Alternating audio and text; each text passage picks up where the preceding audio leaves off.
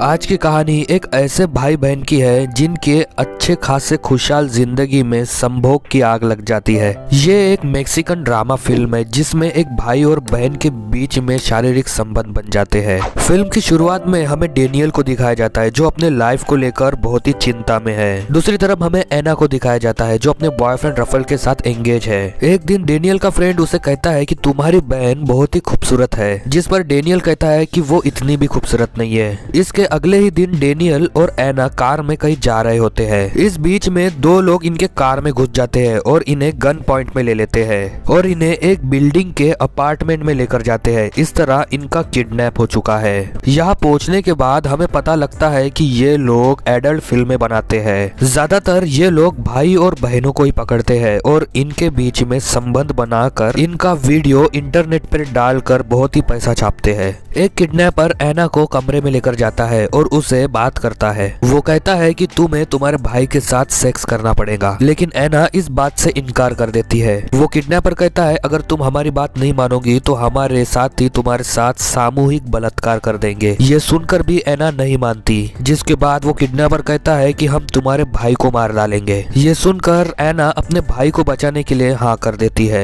जिसके बाद kidnappers Daniel और एना को एक कैमरे के पास लाते हैं और उन्हें निवस्त्र होने के लिए मजबूर करते हैं। डेनियल और एना सिसकते ही सही निवस्त्र हो जाते हैं और कैमरे के सामने संभोग करने लगते हैं। काम होते ही डेनियल और एना को उनके कपड़े दे दिए जाते हैं और उनके आंखों पर पट्टी बांधकर उन्हें बाहर छोड़ दिया जाता है। इस घटना के बाद डेनियल और एना अलग अलग रहने लगे, मतलब दिन रात मायूस रहने लगे। वो कभी कभी खाना भी नहीं खाते। डेनियल अपना स्कूल भी स्किप करने लगा है और एना अपने बॉयफ्रेंड को भी कुछ नहीं बता पाती। जिसके बाद एना एक साइकोलॉजिस्ट के पास जाती है और उसके पास जाकर अपनी पूरी कहानी बताती है। कहानी बताते बताते एना के आंखों में आंसू आ जाते हैं, जिस पर वो साइकोलॉजिस्ट कहती है तुम्हें तुम्हारे भाई को भी लाना पड़ेगा, तभी मैं बेटर इलाज कर पाऊंगी। जिसके बाद एना डेनियल के कमरे में जाती है और उसे समझाने लगती है। कहती है कि अगर हम साइकोलॉजिस्ट के पास नहीं जाएंगे तो हम ऐसे ही डिप्रेशन में रहेंगे। इसके अगले दिन डेनियल के मॉम डैड ने उसके लिए एक कार खरीदी है।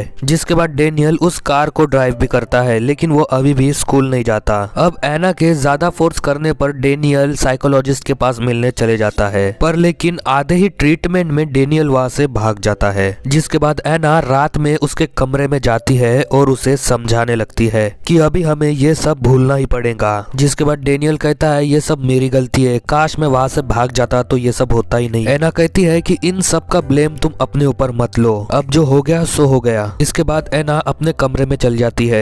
थोड़ी ही देर बाद डेनियल एना के कमरे में आता है और उसे घूरने लगता है। इसके बाद डेनियल एना का मुंह बांधता है और उसके कपड़े निकाल कर उसके साथ रेप कर देता है। अगली सुबह डेनियल और एना एक दूसरे से बात नहीं करना चाहते हैं। एना अभी डेनियल की शक्ल भी नहीं देखना चाहती। वो अब जल्दी से जल्दी शादी करके अपने बॉयफ्रेंड के साथ स्पेन जाना चाहती है। डेनियल यहाँ पर बहुत ही शर्मिंदा है और वो एना से बात करना चाहता है, लेकिन एना उससे बात नहीं करना चाहती। इन सब के बीच में एना और रफेल की शादी हो जाती है। विदाई के समय एना सबसे मिलती है लेकिन डेनियल को नहीं मिलती, लेकिन डेनियल उसे गले लगा लेता है लेकिन कुछ कह नहीं पाता। विदाई के बाद एना ये सोचती है कि उस घटना के वजह से आज उसने अपना भाई खो दिया और डेनियल भी बहुत ज्यादा शर्मिंदा है। और इसी के साथ ये मूवी यहीं पर एंड हो जाती है।